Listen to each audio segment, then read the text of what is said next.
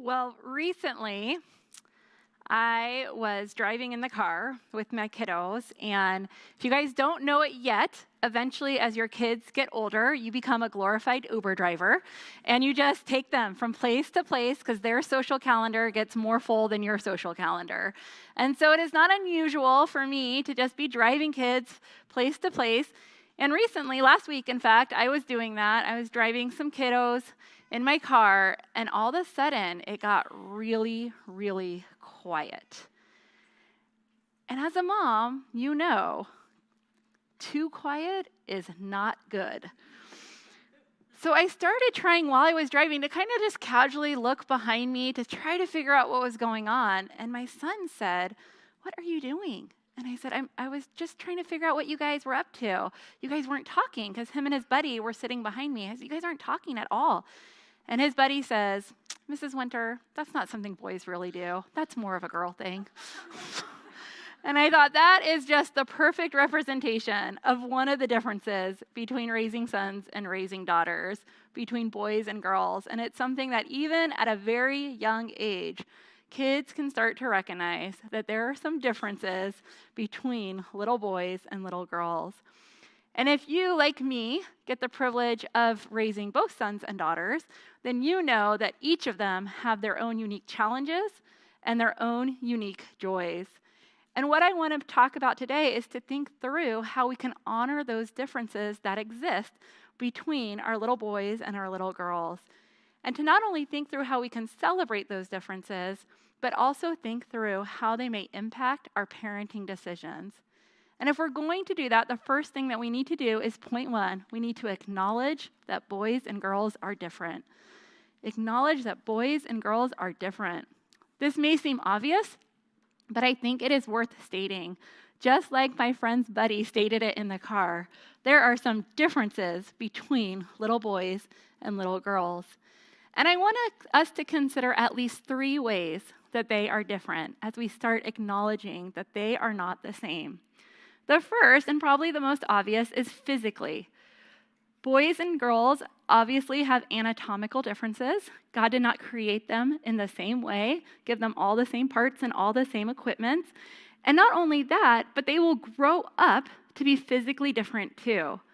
In my household, my daughter is the oldest, and right now she has a good 2 inches on my son, and if they were to do an arm wrestling contest, she would probably win. But I constantly have to remind her as she maybe tackles him or tickles him just a little too aggressively that one day, and one day very soon, he is going to be able to take her to the cleaners if he desires. He is going to outweigh her. He is going to be taller than her. And she needs to recognize, even now, although they realize that there are physical differences in terms of how God has equipped them, that physicality, those physical differences will continue to manifest themselves as they get older. For her right now, that difference in physical strength is not obvious, but one day it will be. And I want not only her to recognize that, but I try to make sure my son realizes that as well. That one of the jobs he has as someone who's probably going to be stronger and taller than the girls around him is to use that physicality that God has given him in such a way as to protect and look after people who may not be as strong, who may not be as tall as him. Now, not only are boys and girls different physically, but they're also different emotionally. They're also different emotionally. And this difference in their emotional makeup is not just seen in how they express their emotions, but also how they respond to the emotions around them. In my household, when I am upset, my daughter, her response is to come up to me, to pat me on the head, and to try to snuggle with me. She feels everything I am feeling, and she will get sad with me. She will try to empathize with me in my emotions. My son will come up to me and say, "Mom, what can I do to fix this? How can I make this better? Is there any way that I can help?" His process for how he responds to emotions is, well, what can I do to fix it? where my daughter will sit with me in the emotions. She feels things as I am feeling them. And God has wired little girls to really be more empathetic on a general basis than little boys. And he's wired little boys to respond to emotion in such a way that they want to try to make things better. And it's not just only their response to emotions that are different, but even how they process their own emotions are very, very different. When my daughter is upset, she wants to tell me all about it, every single little detail. She could talk about the same situation, no kidding, for days. As she processes through, well, this happened, and then this happened, and this person felt this, and this person felt this, and I felt like this, and then I didn't know what to do. She went to a birthday party recently, and it was with the nicest family in our church. And they were a bunch of 12-year-old girls. And 12-year-old girls are not the quietest group. And they were outside at a restaurant singing happy birthday, and someone who was probably having a bad day called security on them for being too loud. And my daughter got all the feelings because she doesn't want to get in trouble. And she talked about that situation for days, talking about, Mom, they called the security and what do I do? And I just didn't want to feel bad. And I was like, you were with our dear friends. I am not worried at all. But she wanted to talk all about it. When my son's upset, as with most boys, he wants to think through his emotions before he starts expressing them. He wants to really process how he's feeling and what he thinks about his emotions rather than just feeling them and blurting them out all over the place. When he was younger, his teachers would often tell me, he just needs to add more expression in his writing. He needs to add more depth. He needs to add more highs and lows. And I would say to them, have you ever met my husband? My husband doesn't express his emotions that way. As with most boys, they don't express their emotions giving you all the details. Instead, they process through them, and then, more often than not, they'll give you the bottom line. This is what I was feeling, and this is why. And we need to make sure that we recognize that boys and girls are not only going to respond to the emotions around them differently, but how they process through them and how they express their own emotions are going to vary as well. What causes an emotional response and what type of emotional response is typical is going to be very different for our little boys and our little girls. And as moms, we need to be okay with that. Because oftentimes we want our little boys to express their emotions just like we do. And they are not going to, because God has not given them, by and large, that same type of emotional, empathetic response that he has wired little girls to have. A third way that little boys and little girls are different is socially.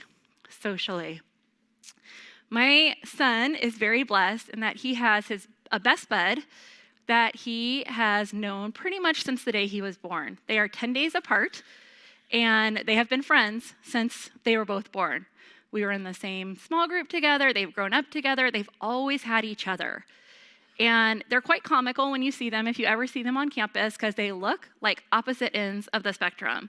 My son is pretty tall. He has dark skin. He has my husband's beautiful Indonesian skin, brown eyes, brown hair, and his best friend is rather short, but don't tell him I said that.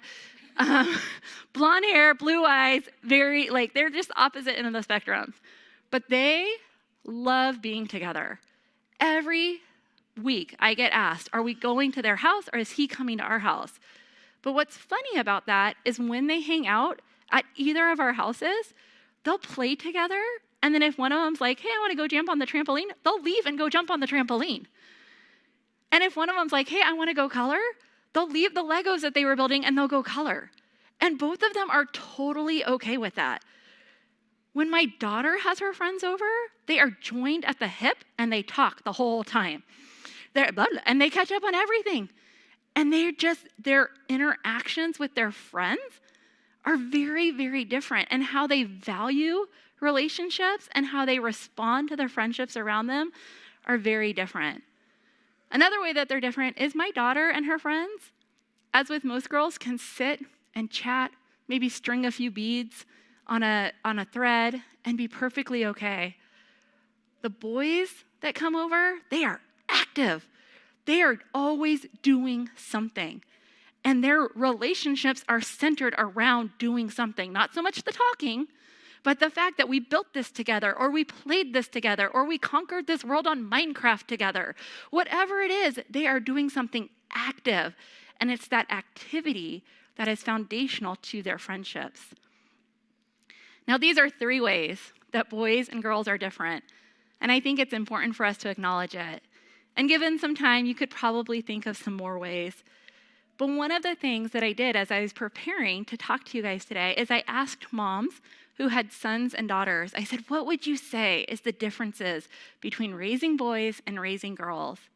And the most common response was, expect there to be differences. Just expect them. They are not going to be the same. And we as moms need to make sure that we recognize, that we acknowledge those differences exist, and that we parent them accordingly. As we think through what those differences are, we not only need to consider how those differences are relevant now, but we also need to consider how they might be relevant in the future. And so we need to point to prepare your kids for their future roles. Prepare your kids for their future roles. That little boy that you're having to feed at night right now, that you're rocking to sleep, that you are fixing every owie and boo-boo for, he is going to grow up and become a man. That little girl who you're wiping away every teardrop of, who you are coloring with, who you are snuggling with at night, she's going to grow up and become a woman. And we need to right now, as we think about the differences between raising boys and girls, prepare them for their future roles that they are likely to have. For daughters, for your little girls, this means that one thing we need to do is to be the type of mom you want your grandkids to have. Be the type of mom you want your grandkids to have, because your little girl is learning what it means to be a mom from you. And one day, in all likelihood, she's going to grow up and she's going to have kids of her own. And you know what type of mom she's going to be? Is going to be based on how you parent her. And so it is helpful for us to think through, well, what type of mom do I want my grandkids to have? Because that's the type of mom that I want to train my daughter to be. That's the type of mom that I want to model as it comes to parenting my kids. The second thing to do is to model what a supportive and helpful wife looks like. When my daughter grows up and she gets married, I want her husband to be bragging about her. I want her husband to be extolling her virtues, to be saying, oh my goodness, I love coming home because my wife is such an encouragement to me. My wife is such a blessing to me. She is my biggest cheerleader and supporter. And you know how my daughter is going to learn to be that type of wife? It is through me modeling it at my house. Now, I was very blessed in that I had this type of mom that modeled with an exemplary way what a supportive and helpful wife looks like. So I'll often say to myself, in those moments in my house, I'll say, what would my mom do? How would she support her husband in this situation? What type of words, what type of tone would she use in this circumstance? Now, I realize we all don't have that. We don't all have that type of model that we can look to. But we could all be that type of model for our little girls. We can show them what it is to be a blessing to our husbands and hope that from our example, they are learning to be a blessing to their future spouse. For sons, as we think about preparing them for their future role, we need to expect them to grow up to be protectors and providers. We need to expect them to grow up to be the person that's going to look after others, to be the person that's going to defer to those around them in terms of, I'm going to sacrifice myself in order to protect you. I'm going to sacrifice for my family in order to provide for them. We need to teach them to be people who work hard, who is diligent with their finances, who cares about others. We started with my son at a very young age, teaching him that as a boy who is going to become a man, that it was his job to hold the door open for any girls that are passing by him. Sometimes the door was stronger than he was, and he had to brace himself against the door to keep it from closing on the little girl that was going to go through it. But we wanted to prepare him now that his job is to look after others. Just like one day he's going to grow up to be stronger and taller than most of the girls around him, and he needs to use that physical ability to help look after others. We want him now to think through the fact that his job one day is going to be to protect and provide for his family. When I was talking to my friends about what would you say, some experienced moms, what would you say is the difference? One of them said, and I love this, she said, even when she's correcting her son, she'll talk about his future role. When she's telling him, like, you shouldn't act that way, she'll say, because one day you're going to be a dad, and a dad can't fly off the handle in anger. One day you're going to have to provide for your family, so you can't just use your money to spend it on whatever you want in that moment. When we're training, when we're correcting them, we want them to look forward to the role that they're going to have and to teach them now how they should think through situations and expectation for that. The second thing that we need to do to prepare them for their future roles is to let them learn from their dads. I will admit, as moms, I think this is hard because our husbands, the dads of our children, are full-grown men, and the babies are so small. And we want to say, like, oh no, you can't roughhouse from them. They're too small. You can't toss them up in the air that high. They're too small. No, we can't throw our plans out the window. They need a nap schedule. And I get it. But I'm going to assume that the father of your children has some type of admirable attributes that you look up to and admire. And if we try to keep our sons from experiencing some of that physicality, some of that emotional ways that men express themselves by saying, like, oh, we're not gonna let you go to the hardware store with your dad. We're not gonna let you playfully wrestle. If we try to protect them so much that we say they're our little buddy and they're gonna stick with us forever, we are not going to help our sons be the men that God has called them to be. We need to let them learn from their dads. And we need to let them learn from other male role figures around them that can teach them this is the way to behave. This is not the way to behave. This is what it means to be a man. This is not what it means to be a man. And let them grow and develop in a way that will make them prepared for their future roles. Now, for both our little girls and for our little boys, we need to point them to the type of adult that we hope they become. Point them to the type of adult that we hope they become. In my own life, I often talk about this in terms of playing the tape forward. I know we don't use tapes anymore, but I'm old, and that's the analogy I use, all right? I talk about it, okay, if I were to fast forward this movie of my kid's life, and I play this out, what does this behavior look like as a 16-year-old? What does this behavior look like as a young mom in my daughter's life? What does this behavior look like as a husband in my son's life? And it's going to sound really weird, so I'm just going to acknowledge it. It's going to sound really weird, but one of the things, because I'm blessed that I have a boy and a girl that I often think about, is I say, if my son was somebody else, am I raising the type of daughter that I would want as a daughter-in-law? If my daughter were to marry someone exactly like my son, and am I raising him in such a way that daughter-in-law, because she probably will be someone's daughter-in-law, and I want to be raising her now to be the type of daughter-in-law that I would want. And I think the same thing for my son. if my daughter was somebody else and she were to bring home someone exactly like my son and say, Mom, we're getting married, would I be thrilled at that prospect? Would I be excited? Am I pointing him now to the type of husband and father that I hope he someday becomes? We need to think through the future. And we need to now, as we're raising our little boys and raising our little girls, we need to point them to their future role, play that tape forward, and think about how we're training and correcting them now for their roles that they will one day occupy.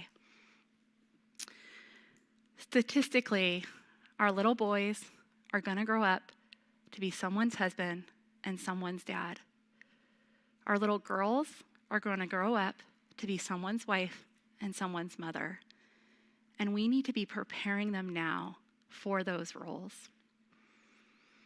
Lastly, as we do that, we need to, point 3, value how God has uniquely created your kids.